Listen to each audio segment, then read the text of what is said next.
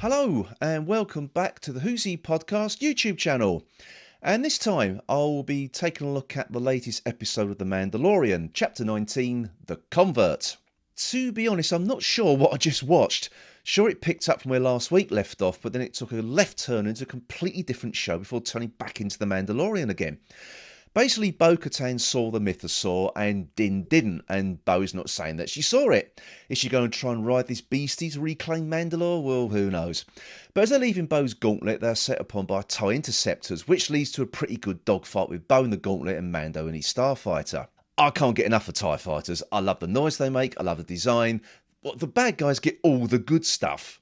But there is more TIE goodness after Bo and Din see off the interceptors as TIE bombers blow Bo's palace to pieces. With a huge swarm of more TIE interceptors incoming which surprises our heroes, Din takes Bo to where the children of the Watch are hiding and gives the armourer proof that he has bathed in the living waters and is redeemed.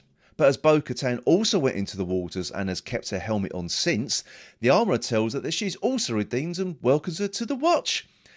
Bo's body language tells you everything you need to know what she thinks of that.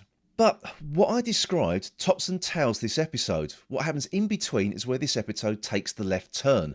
Rather than keeping up with the Mandos, there's a sitcom idea right there, they decide what you need is to spend 40 minutes in the company of Dr. Pershing.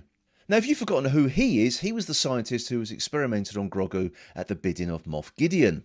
Now, Dr. Pershing is part of a New Republic rehabilitation program helping ex-Imperials return to society. Now, without going into great detail, old habits die hard for Dr. Pershing.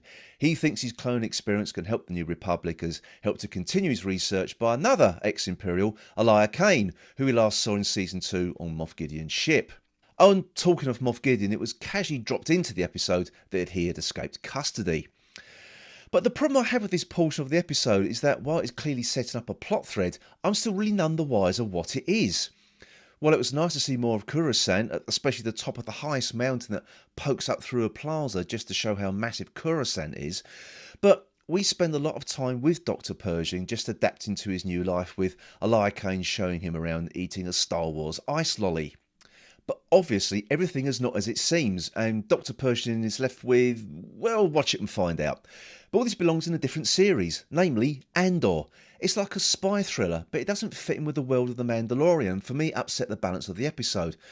All of the performances by the actors are good in this section, but the seriousness of it all doesn't sit well with people bathing in mystical waters. And it also brought the whole episode to a standstill. What started off as an action-packed episode was stopped dead in its tracks, and it was such a pity. The Coruscant stuff was perfectly okay, but just not in this episode. The switch from Mando to Pershing was a jolt and came out of nowhere. And is Pershing a character to dedicate that amount of time to? And a lot of what happened to him in this episode also didn't make a lot of sense either.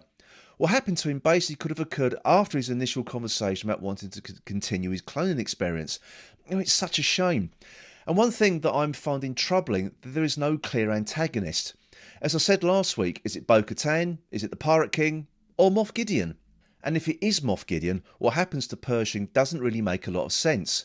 So has the Mandalorian bubble burst? Well, to be fair, no one can say at this stage, but like the latest season of The Bad Batch, I'm finding it all a bit disappointing so far.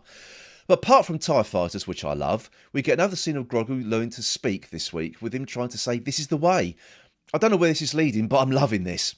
So I hope this season finds its groove fairly soon, as next week we're at the halfway point and treading water half a season I find troubling.